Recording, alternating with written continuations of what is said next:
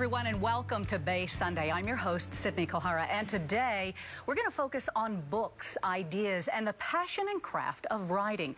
You're going to learn about the traits of the most successful leaders, a tragic event that occurred on December 3rd, 1979, how to negotiate in any situation, and also learn about a unique school that can help you begin your creative journey. Oh, and don't forget to follow us on Facebook, YouTube, and Twitter. You can look for extras, including reviews of 2 new phones, the T-Mobile Sidekick 4G and the Echo from Sprint. We've also got behind-the-scenes photos, just what you want to see, right? And archive shows. So how about a little inspiration to start the show? Here to talk about the traits that make high achievers great human beings is the author of The Good Among the Great, 19 Traits of the Most Admirable, Creative, and Joyous People. Donald Vandermark, welcome to the show. Thank you, Sydney. Okay, do you have all these 19 traits? I do not.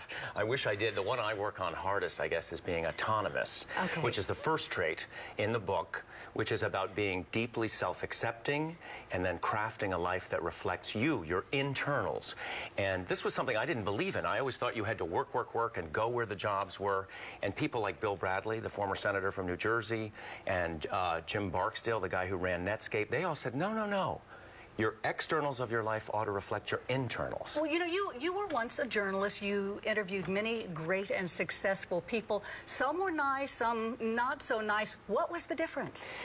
The first person I met who I was struck by as a really marvelous human being, not just a very, very high achiever, was a banker in Winston-Salem, North Carolina. His name was John Medlin. He was running Wachovia then, when it was a little jewel of a bank. And I came out of the interview, I was a young reporter, 23, 24. He treated me like a seasoned pro. He was like a true gentleman, and everyone on his staff loved him. You could see that, and I thought for the first time, good guys can finish first.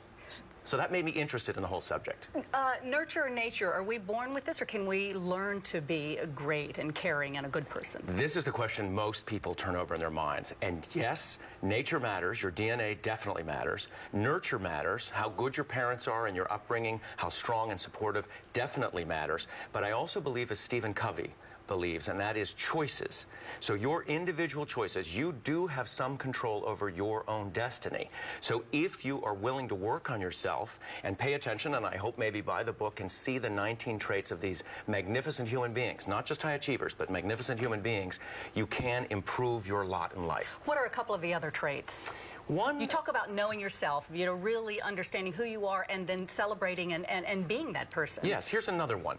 Experiential. Really marvelous people don't sit on the sidelines of life. They taste new foods. They travel to new countries. A lot of these people go and live in other countries. They don't just go on vacation. They try new sports. They challenge themselves with new ideas all the time. They understand that the world is changing constantly, so they constantly need to be out there to truly learn. And so, in other words, they take chances. They don't listen to other people saying you should only do this or this. Exactly. Well, they don't just read about things. They don't just watch. They're not couch potatoes in life, if you will. Another trait, for instance, this is the one at the very end of the book. This is the exciting one. Maslow, Abraham Maslow, who's the psychologist from whom a lot of this theory comes from. I give him a lot of credit. He said these people have more peak experiences. For athletes, we often call it being in the zone. But these are moments where you feel great unity. You feel effortlessness often in what you're doing. Performers have these experiences, and they change you forever.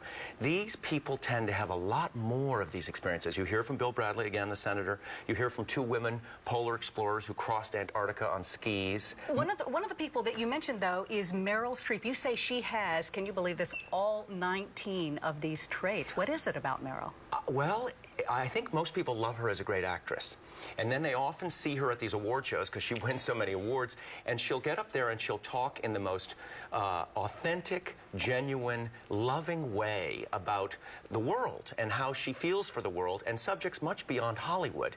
And I went through the list of traits and the things that she had said to commencement addresses, to interviewers, and all the traits are there. They're all in the answers.